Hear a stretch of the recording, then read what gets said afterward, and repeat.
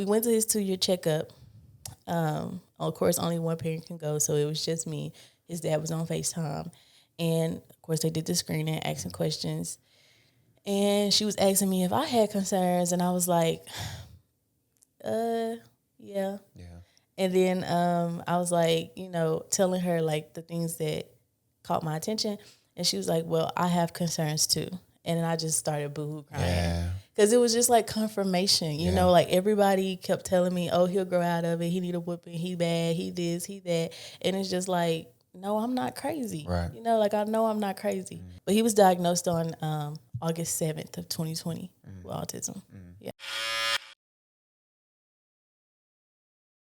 What's up? What's up? This is the ChoppedByT podcast where we get real, raw, authentic conversations. I'm your host, T. And to the right of me, we got mother, entrepreneur, all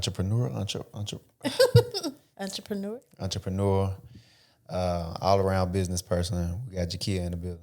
Hello. I almost messed that up again. It's okay. Yeah. I get it every day. Yeah. How are you feeling? I'm good. How are you feeling? I'm doing well. Life can be hectic, but I'm doing well. I cannot complain at all. It wouldn't do any good to complain anyway. At all. But I want to jump right into it. Me and you, your baby, he was born in 2018, right? Mm-hmm. Yeah. So I have a son as well, Maverick. He was born in 2018, December of 2018. When was your boy born? May 12th. May 12th. Okay. That's the same day as Maverick's mom. That's her birthday. Mm-hmm. So, yeah. And my mom, her birthday is May 13th. So, May kind of sits well with me. It's a special place in my heart. But anyway, you had your baby in 2018. When you first found out that you were pregnant, see, I got a story with that, right? So when we first found out, of course, when Tyra, she went to the doctor or whatever, she was in for whatever reason, stomach cramps or whatever, and the nurse had left out of the room, and she said she heard the nurse walking down the hall saying, oh dear, like that. But that's when she first found out she was pregnant. How did you find out? Was it planned? Was it expected? No. Yeah. It was not planned. It's funny because I found out I was pregnant. I was working out with my friends. It was 3 of us. And we was at the gym, and I was like really, really lightheaded. Like we was working out really good, but like it wasn't enough to me where I felt like I was about to pass out. But I felt like I was about to pass out. And I was like, y'all, I can't do it. And they kept like trying to push me, and I'm just looking like, no, unless y'all want to pick me up off this floor, I'm gonna sit down. And so that night, kept craving pickles. And I used to love pickles as a kid, but like as an adult, I stopped eating them. And it got to the point where I literally in the middle of the night had to go to the store and get some pickles. Yeah. And my friend was like, girl, she's like, you need to take a pregnancy test. Yeah. And I was like, girl, I'm not pregnant. Like, what did you talk about? But we did it anyway. Yeah. And I took the test that morning before I went to work, and it was positive. And I was like, oh my gosh. Right. Like I wasn't sad or anything. I just was more shocked because it was just like literally not planned at all. Right. So yeah, that's pretty much how I found out. And how was the experience during your pregnancy? I had a really good pregnancy. I wasn't sick. I didn't have high blood pressure. It was just smooth sailing. Other than like the end, the end. I think I might have been like 36 weeks is when I started swelling real bad. Yeah. Like my ankles, my feet, my hands, everything was just swole. Yeah. But other than that, I didn't have any problems. It was just my labor that was really bad. So the labor was bad. Yeah. Yeah. See, and that's crazy. Like one of my good friends right now, he got a baby on the way, a baby girl, and his woman just went to the hospital because she was having high blood pressure. That's pretty common in women. Mm-hmm. Well, me, I was like, when I knew my baby was coming, I was like I don't even know what the word is. Like I had to get a whole speech from the mother of my child before we went up to the hospital. She was like, listen, when we get in here, don't act up, don't act stupid, don't be overly, extra or whatever. But yeah, I was just real extra. So you said the pregnancy itself was rough. How was it? Like how was the delivering him? How was it? Yeah. Mm-hmm. So I was literally the day I turned 39 weeks, it was a Friday. I was at work. At that time, I was working in corporate America, and I couldn't focus because I was having pains like in my back, my lower back, and it was like very painful. And I thought I was going in labor. So I told my boss, I was like, hey, I'm about to leave. Well, actually, I called my mom, like she can help me. Like, she lived all the way in Jackson. I'm here in Nashville. But I called her. I mean, she done had 3 kids. Right. So I was like, Ma, I don't know what's going on. I don't know if I'm going in labor. I was like, well, I'm having back pains.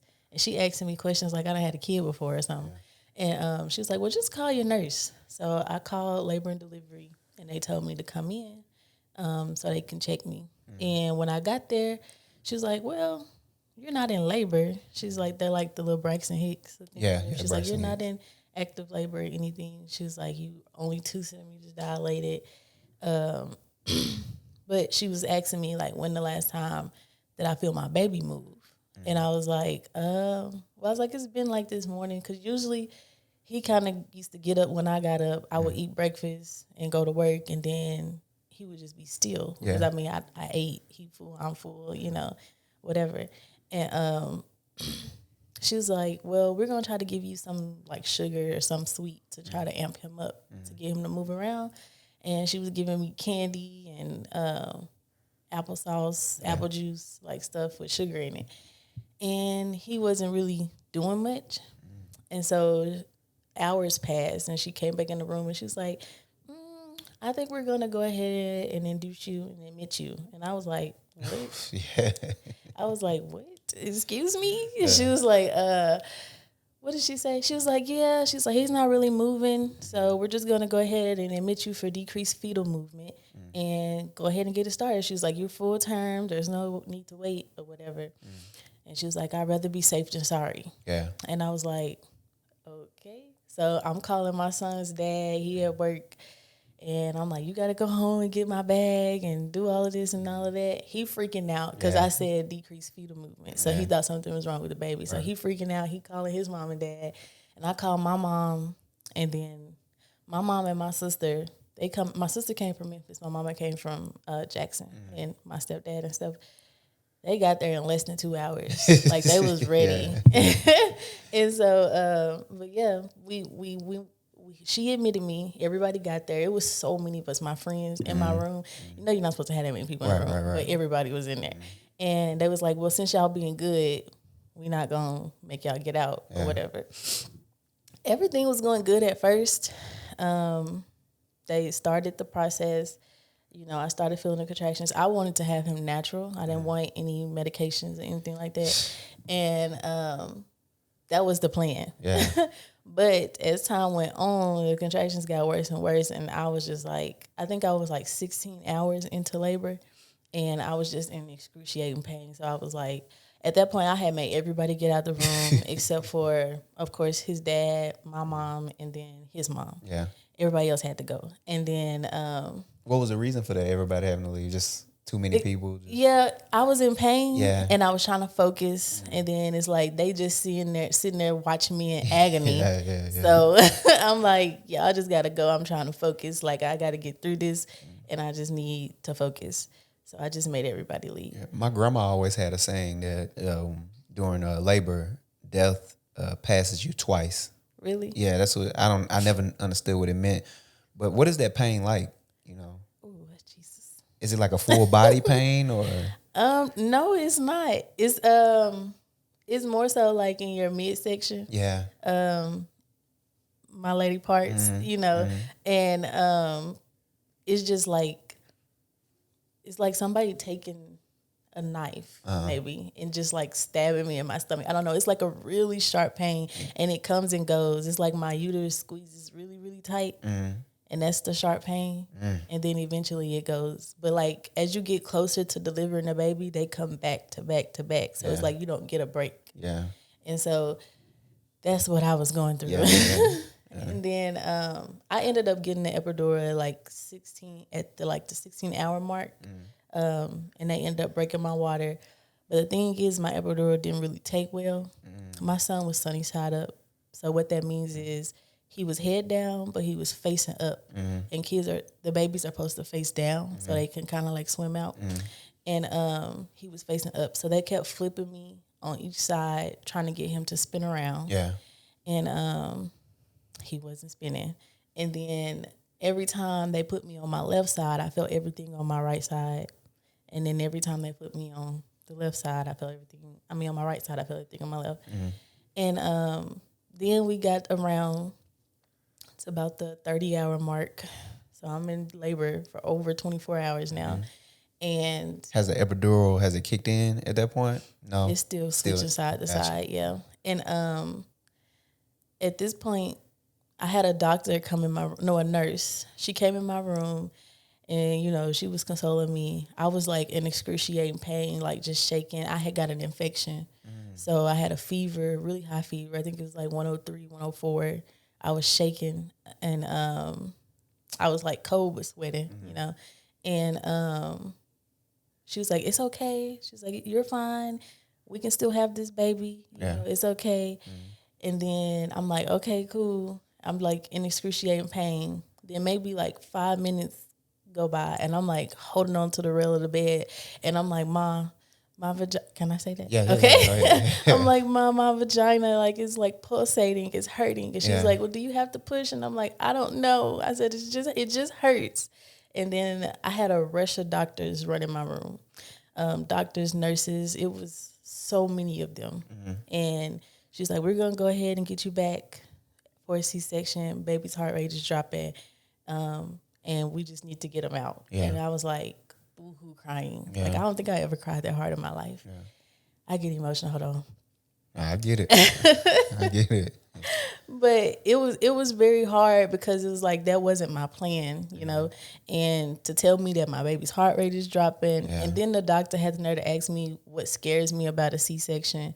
And I'm just like, what do you mean? You about to cut me open. Right. Like, but when we got back there, it was pretty cool. They did kind of make me mad because they told me and my son's dad that like we couldn't have phones and stuff. But when we got back there and the baby came out, they asked where our phone was, so they could take pictures. Yeah. And I'm like, you said we couldn't have it. But it was really tough. I was like dry heaving, like, because of course I hadn't had anything to eat, but like water and ice. And after they, took him out and sewed him up, his dad was already nervous. It was a lot going on with me, with the baby. He was freaking out. Yeah. And when they got my son together, they was taking him out while I was still on the table. And he looking at me like, what you want me to do? And I'm like, no, you go with the baby. Yeah. I'm good, I wasn't good. Right, I actually was in really bad shape. But I was like, I didn't want to scare him. I didn't want him to see me like that. And I was like, just go ahead. He walked out the door and I'm like throwing up on the table. Throwing up water because I didn't have anything else. Yeah. While I'm getting stitched up. It was really bad. Yeah. I do not envy women. Like the strength of a woman in that way. Like, because I seen that firsthand for myself, and I already respected women anyway, but I gained a new respect because I don't know. Even if I was kind of squirming as you sit here and talk about it because it's just such an uncomfortable thing, and a beautiful thing at the same time. Yeah. So it was worth it. Right. Exactly. I'll do it again a million times. Exactly. So you ended up, he's here. Everything is all right. Yeah. Yep. Yep. And what is that like, that moment? Because I know for me it was that I don't know. It was like a moment of, it didn't feel real. Like we weren't in the world. Did you kind of feel that same thing?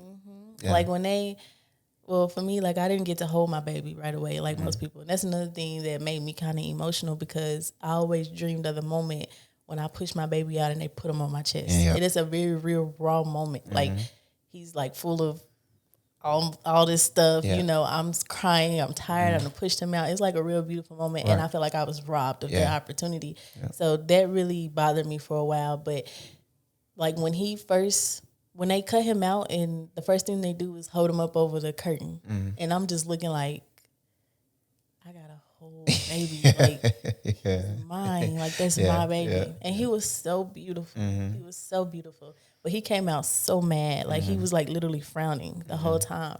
And I was like, what is wrong with my child? Like, why are you so mad? But it was unreal. Yeah. It was very unreal. He was just sitting there so comfortable and they just pull him out to all the lights and people and all of that.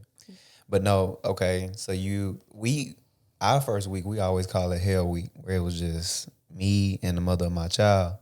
We were in the house, really not knowing what's going on and just trying to figure it all out. We always call it Hell Week. How was that first week? Was it hectic? Was it? You know what?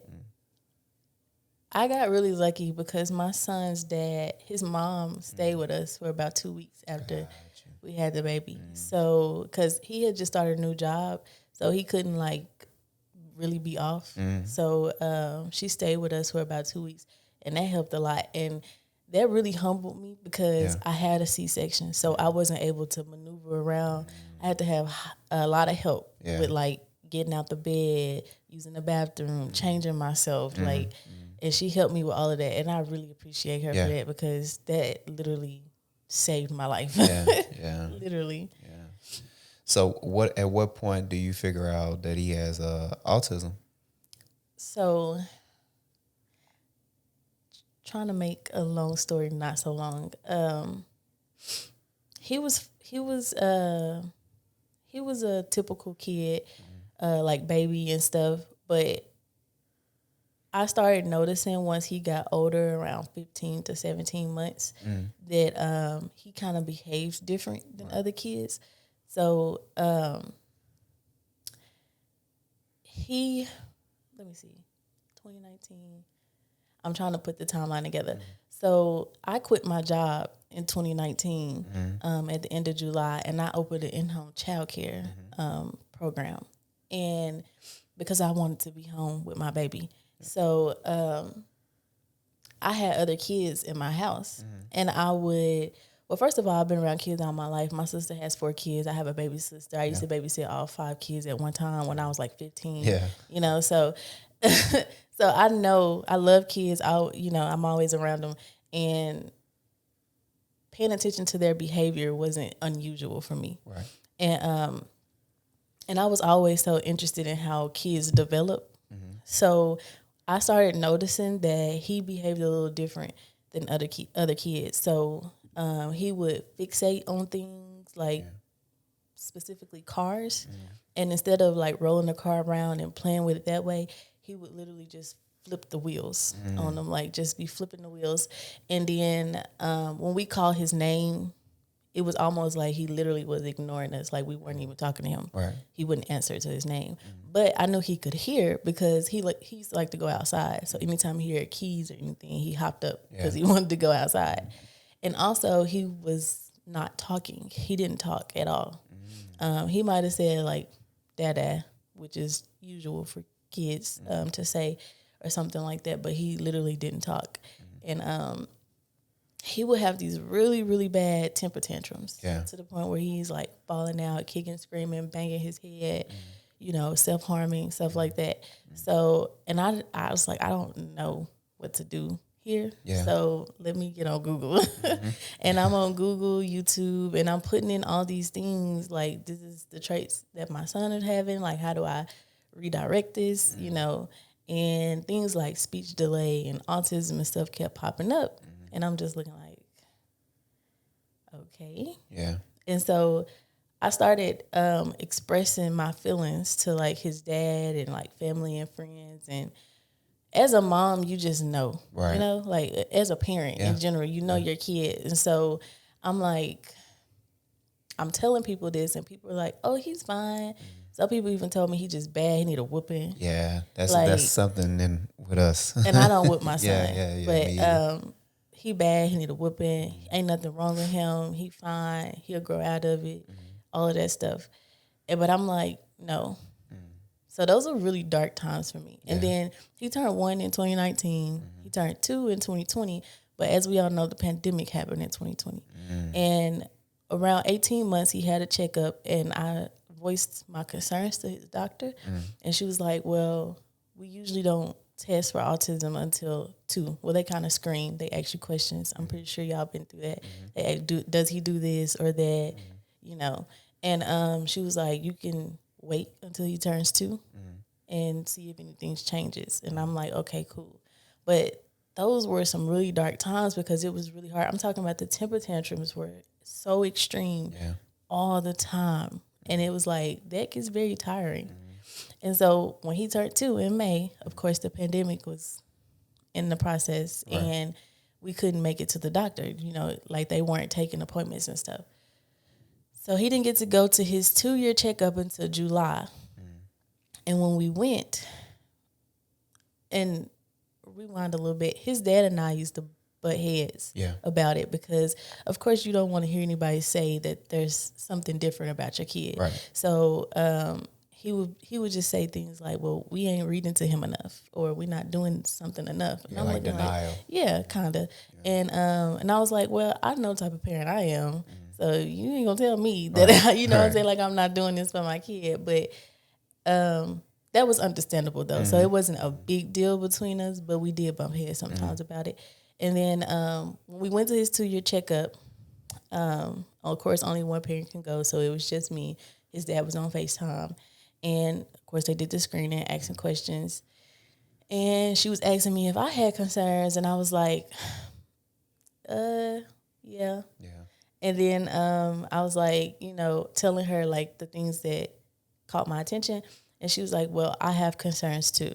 And then I just started boo-hoo crying. Yeah. Because it was just like confirmation, you know, like everybody kept telling me, oh, he'll grow out of it. He need a whooping. He bad. He this, he that. And it's just like, no, I'm not crazy. Right. You know, like I know I'm not crazy. And so shout out to Vanderbilt. Yeah. That's where he was born, and that's who helped diagnose him. They worked very, very fast to get us in, to get him diagnosed so we can go ahead and start his therapies and stuff. Yeah. But he was diagnosed on August 7th of 2020 with autism. Yeah. So what has that process been? Because I do know that, like you said, you were in corporate America, then you transitioned to be self-employed, you own your own business. What has that transition been like? Because I work for myself as well, and I know how it can be, juggling the two. What is that like? And especially doing it during the pandemic. I imagine things may have slowed down during the pandemic. Yeah. So, okay, I quit my job in July 2019, and it was going really good. People have always trusted me with their kids. I don't know. I guess it's just not to try to boast on myself or anything like that, but it's just something about the way I carry myself. Like people automatically trust me with their kids. So my availability filled up quick. Yeah. And so that was never an issue. But when the pandemic happened, I lost all of my kids except for one. Lost as in like their parents lost their jobs, so they couldn't pay for daycare anymore. And so the only kid I had left, no, it was two. The only kid I had left was one of my friends. I still had her daughter, and then I had a little boy that I had started with him when he was like 6 weeks old, and I loved it. Oh my gosh! But but he was probably like one at the time, and those were the only two kids I had left. And I was like, well, that's not enough money. Right. So I actually had a friend reach out to me, and she was about to take like a braider certification class. And she was like, if I bring a friend, we'll get a discount. Oh, yeah. And I was like, I never wanted to. My mom's a cosmetologist. I've been doing hair for a very long time. And but I never wanted, it was just my little hustle. Right. I would never wanted to be behind the chair full time.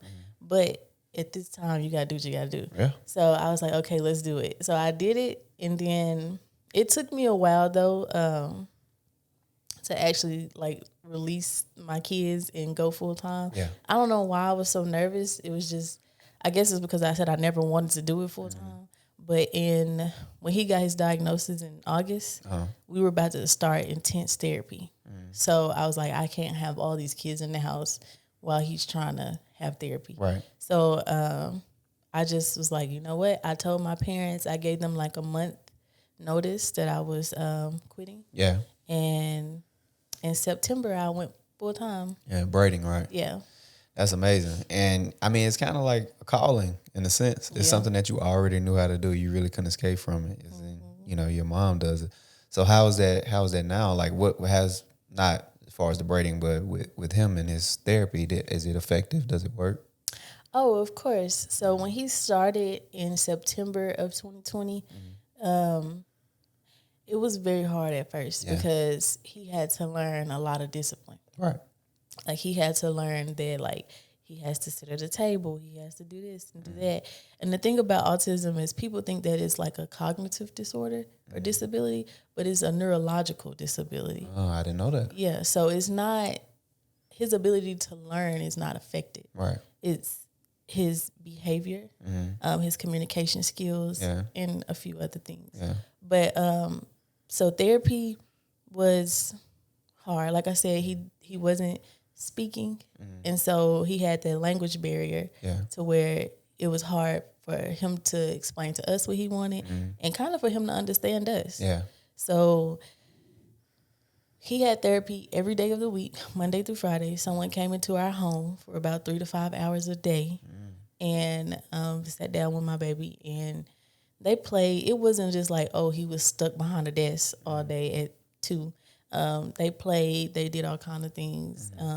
But it has helped a whole lot. Like now he's graduated out of ABA. He graduated out of ABA. It's ABA therapy, by the way, and speech therapy. He had both. And he still has speech, but he graduated out of ABA in April of this year. No, that's amazing. What is the mindset of the father at this point? Because I couldn't imagine myself going through this. Where is his headspace? So the date of his diagnosis, everything was virtual.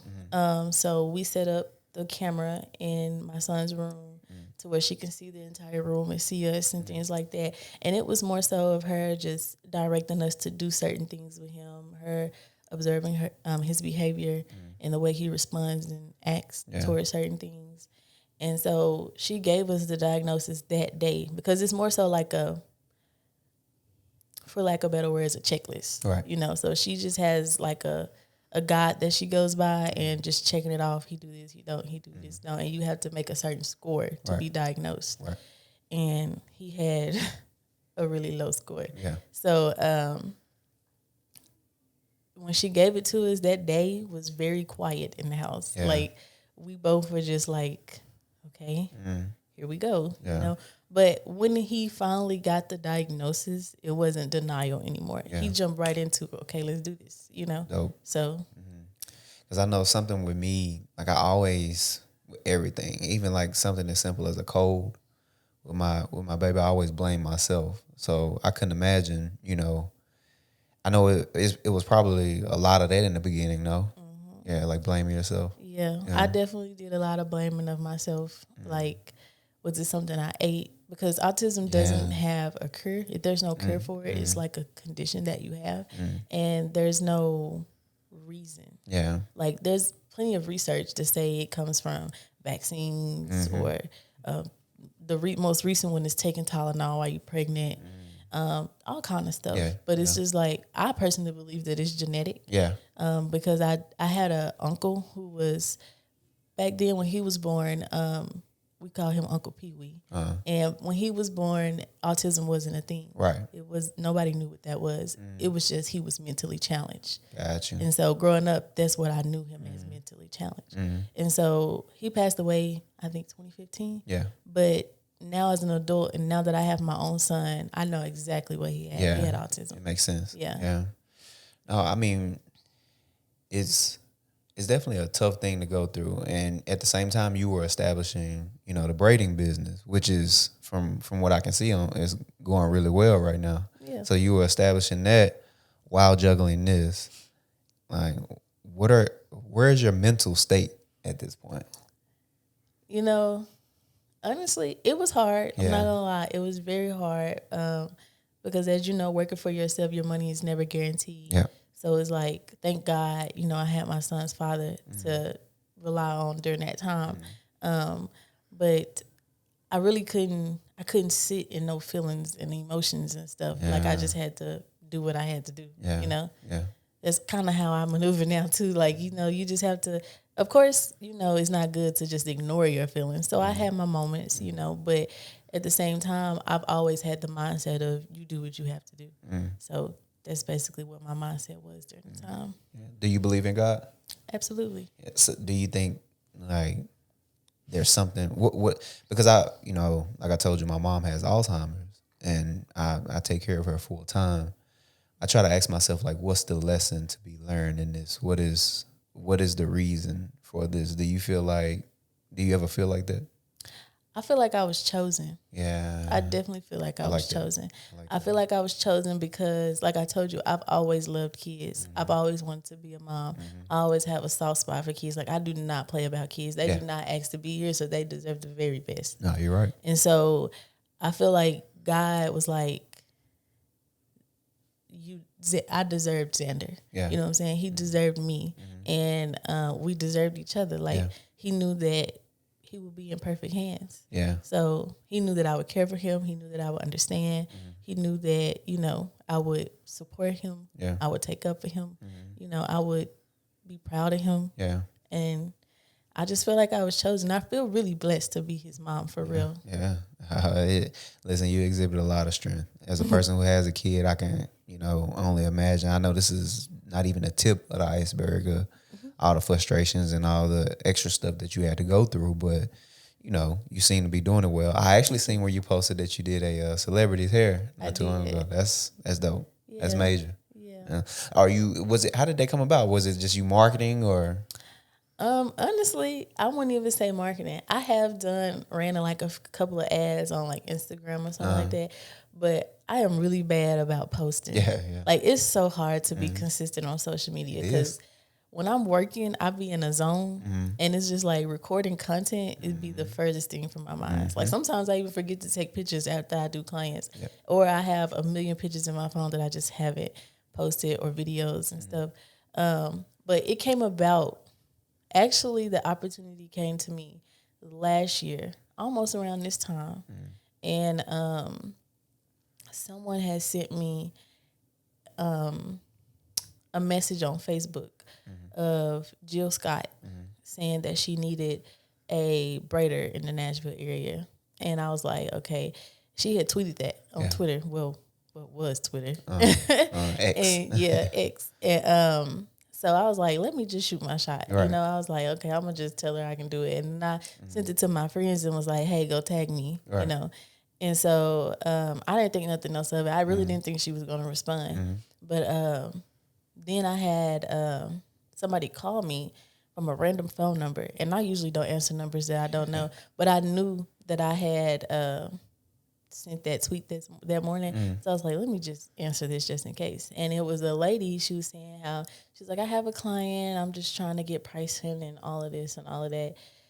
And long story short, that didn't work out. I don't know if it was the time frame that it was going to take for me to do her hair or what, but it just didn't work out. Right. We never followed through. But I just got back from Tulum, Mexico for my birthday. And literally the day after I got back, I got a phone call, but my phone didn't ring. And it's just like, oh, you have a new voicemail. And so I was like, okay, I'll check it when I get home because I was at the hair store. And when I got back home, I was listening to it. And she was like, hey, I have a high-profile client that wants to make an appointment. Could you please give me a call back? I was like, okay. So I called her back because I'm like, high-profile client. Like, what? Who could this possibly be? Yeah. And so when we got on the phone, she was like, hey, yeah, so my client is Jill Scott. And she was like, she's wanting medium braids and, you know, all the works. And I'm like, okay, cool. Well, we can do it this day. The days worked out. And, and so that whole week, I was so nervous. I'm not gonna lie. It's my first celebrity client, and she's not like a little social media influencer or anything. It's like, this is Jill Scott, you know? Yeah. And so when the day came, though, everything went perfect. She was very sweet. Yeah. She was very, like, down to earth. I felt like I was, like, at my auntie house or something. Like, it wasn't anything to be super nervous about. Yeah. Listen, honestly, dealing with what you've had to deal with up until this point, you know, you deserve that type of win like Thank that. You. Yeah, no, for sure. And that's what we need, you know, us, the people, entrepreneurs that's out here working and actively trying to make things work. Like you said, nothing is guaranteed. You always put money, time in, not knowing what you're going to get back from it, if it'll be any like ROI. But you're doing it and you deserve that moment like that. Thank you. Keep working, though. Keep working. It's amazing. It's amazing. So what's next? What's in the future for you? What's coming up? What else do we got? You know, honestly, like I tell everybody, I just literally let God lead me. Like I try not to, because if I try to follow my own footsteps, I stress myself out. Yeah. So like I'm doing what He is telling me to do, you know. But I do kind of want to get into tech. I really like software development. I've been teaching myself how to code. And eventually I might do like a boot camp or something like that. Yeah. But I kind of want to go down that path. I'm a woman with many dreams, many goals, many aspirations. Yeah. And I want to explore all of them. Yeah. So And like I said, I never wanted to be behind the chair full time. So it's not something I want to do for the rest of my life. I do enjoy doing it. I probably never stop. Right. But not full time. Yeah. Yeah. I like it. I like it. You can do it. I actually taught myself SQL, which is the data entry language, structured query language. I taught myself that. I kind of went on this like data analyst type of binge for a while. Yeah. But listen, you got it. Thank you. You got it. Keep it up, man. Keep it up. you. You're a hero to parents like us. Like for real, because that's kind of, for some people that would have been like some of the worst news ever to get, you Yeah. know, but you seem to take it in stride. And like you said, I like that. It's like a gift. Like it was meant to be, you know. I like it. I like it. Social medias. Where can we find you? If people want to make an appointment or whatever they're watching right now. I know you probably booked up. So you can find me if you want to make an appointment at She Plus Hair. So SHEPLUSHAIR Beauty. That's on Instagram. I'm not really active on my business page on Facebook, but on Instagram is when I do most of my work. TikTok is Jakia Joe, so JAKIYAJO, and that's all my social medias: Facebook, Instagram, Twitter, Threads, TikTok is Jakia Joe. Gotcha. Gotcha. Yeah, go follow it, check it out. Listen, I appreciate you coming on, taking the time out. It's always an honor and a privilege to have people as busy as yourself to come on and tell their story. I know this will touch a lot of people, future parents, parents currently, you know, maybe even parents going through the same thing that you're going through or went through up until this point. Thank you. If you're watching right now, make sure you go get the merch. Go get the merch. You can find it at www.ChoppedByTpodcast.com. Again, that's www.ChoppedByTpodcast.com. It'll be in all the links. But listen, this is the Chopped by T podcast, where we get real, raw, authentic conversations. Until next time.